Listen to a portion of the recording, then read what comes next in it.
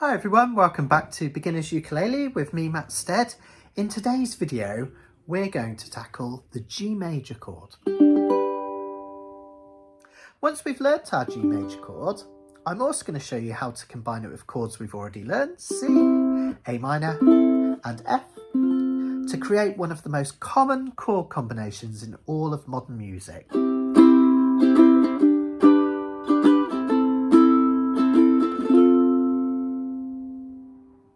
The G major chord, often shorthanded to G, is one of those chords that loads of people get in a real muddle with. They have trouble with their chords sounding a bit not very clear, they get in a muddle with their fingers, and they find it difficult to change to this chord. I'm going to show you easy peasy ways to make this really comfortable to play, make it sound really good, and make it really easy to swap to from other chords. Just as we learned earlier with C and C7, C7 has a friendlier, happier sounding sibling C major. Well, the G7 that we learned has a happier, more reliable, friendly sounding sibling, the G major chord.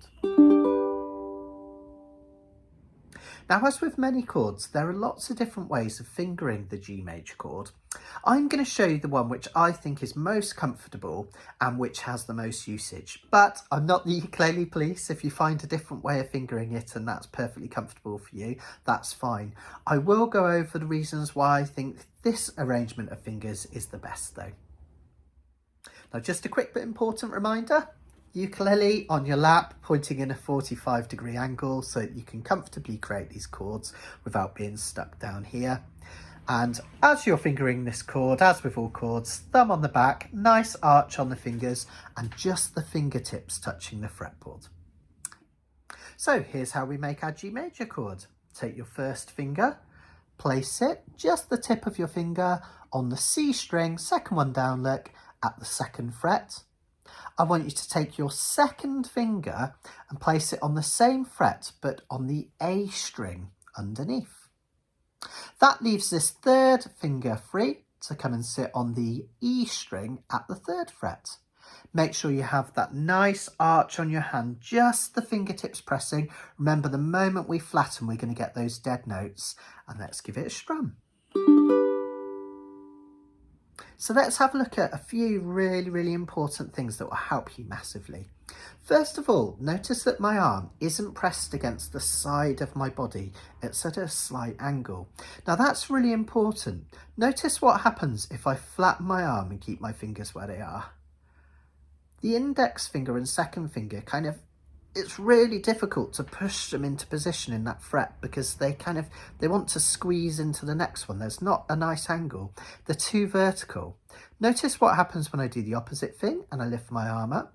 Notice how they're gradually becoming almost horizontal across those strings. I don't have to go way up here, but just about here is comfortable. Again, really crushed up. And normally when beginners have this kind of sound where they can't get a clear G chord ringing out, it's because their arm is against their body and they don't have room to put those fingers in. So let that arm come out, fingertips on the strings, and you'll get a nice clear G major chord. Now again, it's all about that circle and the thumb on the back. You can see daylight in that circle between my fingers and my thumb on the back. As soon as I start to flatten those fingers and the circle disappears, I'm going to have this sound. And I just lift up, I have a nice fingertips on the string chord, arm out, clear G chord. Remember that major chords are written just as a letter. So if there's no little letter next to it, such as an M or a number like a 7, it means major. So if you ever see just G written, it means G major. If you ever see G7 written, that was our original G7 chord. Now, if I put the two chord boxes side by side, can you see how the G major chord looks like a triangle pointing in this direction if you were to join the dots up? And if I play a G7 chord, it looks like a triangle pointing in the other direction if you join the dots up. That's a really nice way to remember these shapes. G7, triangle pointing that way. G major, triangle pointing this way. Many people will play their G major chord a slightly different way. Whereas I'm teaching you to use your first and second fingers as so, in that second fret, some people will swap around the first and second fingers. So the first finger goes on the A string, the second finger on the C string, and the third finger here as before.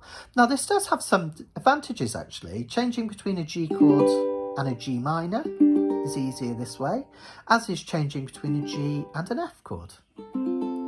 Now I believe the other way of doing it has more advantages than disadvantages, but I'm not the uke police, and if you've learnt it this way and you're comfortable, that's totally cool. The main reason I prefer this 1, 2, 3 way of doing your G major is to do with ergonomics and space. Notice these first two fingers. With my arm nicely out, I have a decent amount of wiggle room in this second fret. I can make sure that they're really clearly pressed down in the middle towards the right hand side of the fret with no buzzes, and it's quite comfortable. Notice what happens if I swap them around. Can you see how I now have to squeeze two fingers in almost side by side because there's no way I can get them to go horizontal this way and my arm has no way to move this way. So quite often people that play it this way get a little bit of buzz because this finger is forced against this fret. Whereas this way, nice amount of wiggle room right in the middle there. Another reason is all to do with this index finger here. Much later on when you're feeling more confident, you might want to spice up your G chord by sharpening or flattening certain notes. And the most common one that we do with G chord is this one here. We can move it up, back, down, or put it back where it was. And that's a really lovely end to a song in the key of G.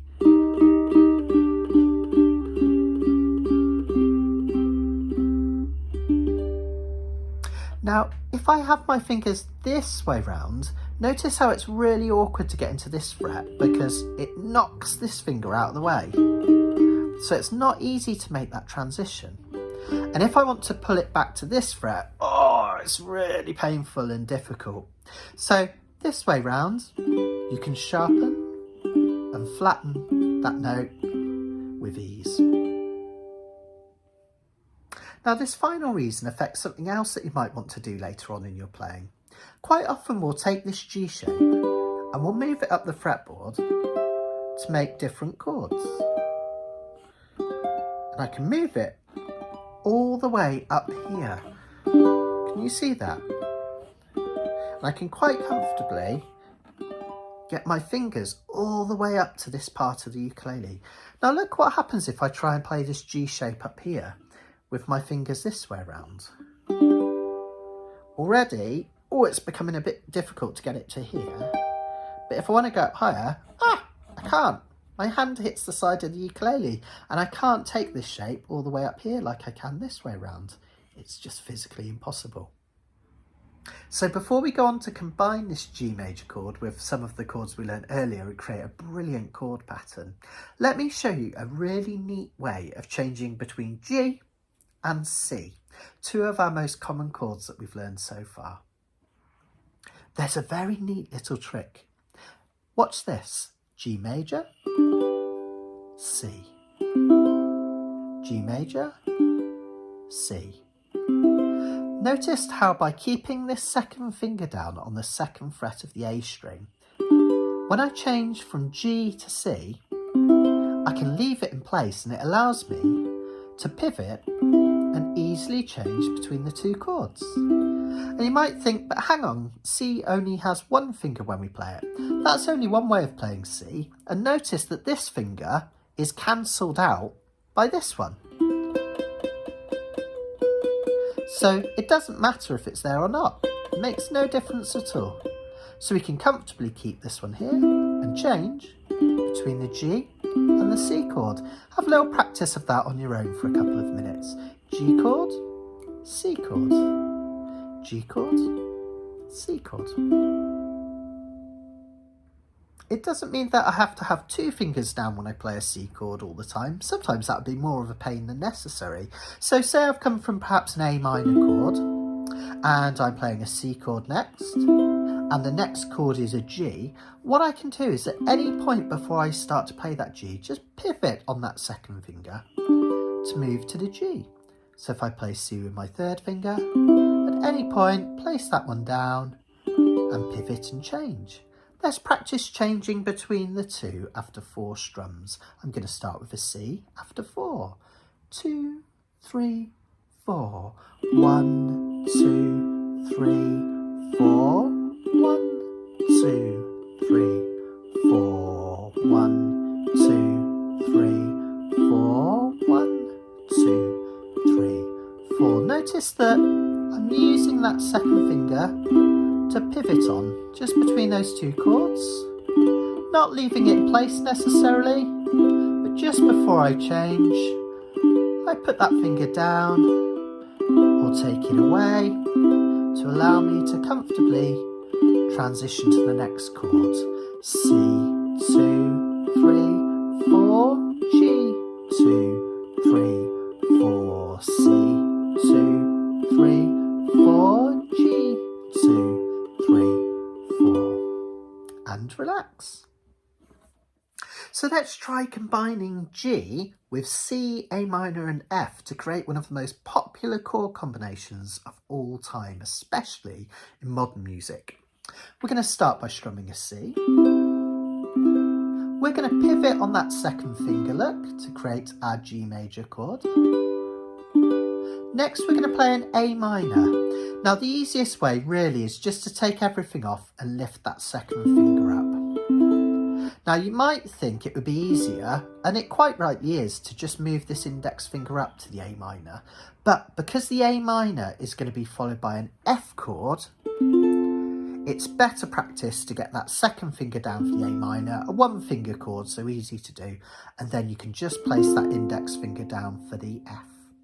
So let's go through that again. We have C with our 3rd finger towards the right hand side of the fret, remember, not back here. Nice circle.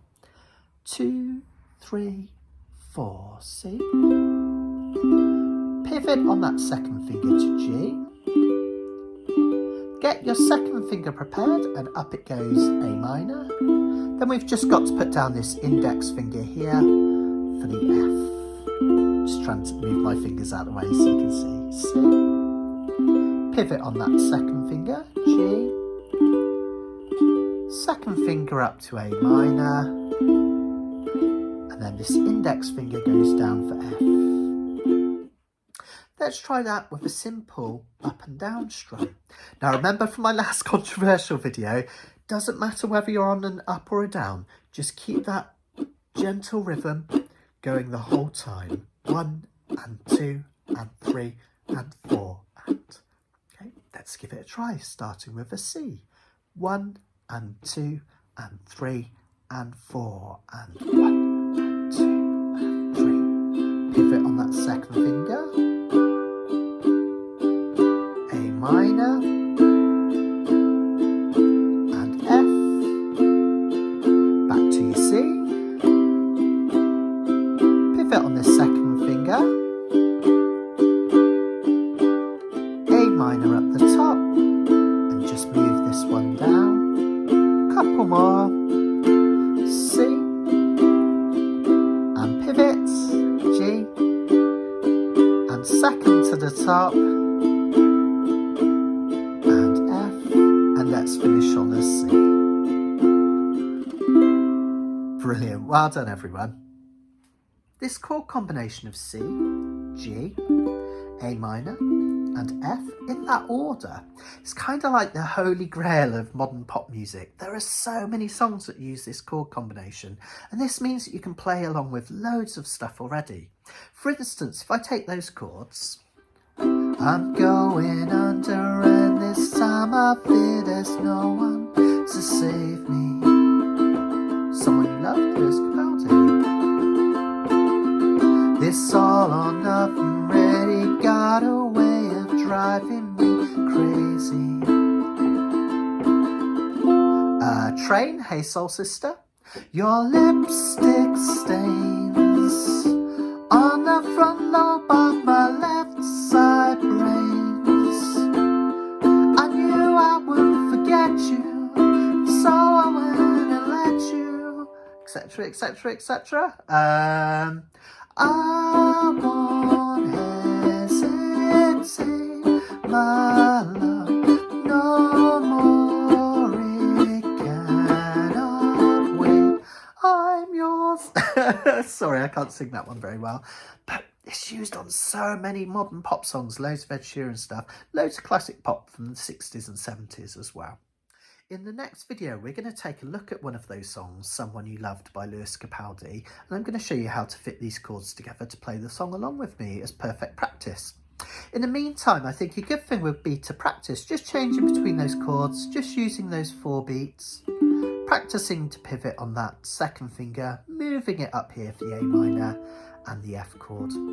Just remember one thing I said in an earlier video. I want you to keep your right hand moving no matter what. So if it's doing slow down strums, if you struggle to change between chords quick enough, just keep it going no matter what, even if it means you get a little bit of a gap between those chords going down, because it's so important to teach this right hand to play in time. These gaps between your chords will get smaller and smaller the more you practice, I absolutely promise.